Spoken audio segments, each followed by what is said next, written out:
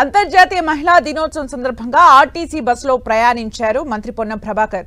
ఈ సందర్భంగా బస్సులోని ప్రయాణికులతో కాసేపు ముచ్చటించారు. ప్రయాణికుల సమస్యల్ని అడిగి తెలుసుకున్నారు. ఇప్పటి వరకు 150 కోట్ల మంది మహిళలు ఆర్టీసీలో ఉచితంగా ప్రయాణం చేస్తున్నారని చెప్పారు పొన్నం. మహిళా సమైక్య సంఘాల ద్వారా ఆర్టీసీలోకి 600 అద్దె బస్సులు వస్తున్నాయని తెలిపారు. మహిళా సాధికారత దిశగా తమ ప్రభుత్వం ముందుకు వెళ్తుందన్నారు మంత్రి పొన్నం ప్రభాకర్. ముందుగా ఎంజీబీఎస్ బస్ స్టేషన్ కు వెళ్లిన పొన్నం స్టేషన్లోని మహిళా ప్రయాణికులకు స్వీట్లు పంచి మహిళా దినోత్సవ శుభాకాంక్షలు తెలిపారు. అనంతరం విధుల్లో అత్యుత్తమ ప్రతిభ కనబర్చిన ఆర్టీసీ ఉద్యోగులను సత్కరించారు. ఆర్టీసీ ఉద్యోగులకు 2.5% డిఏ ప్రకటించామన్నారు. ఉద్యోగుల సంక్షేమానికి తమ ప్రభుత్వం కట్టుబడి ఉందన్నారు.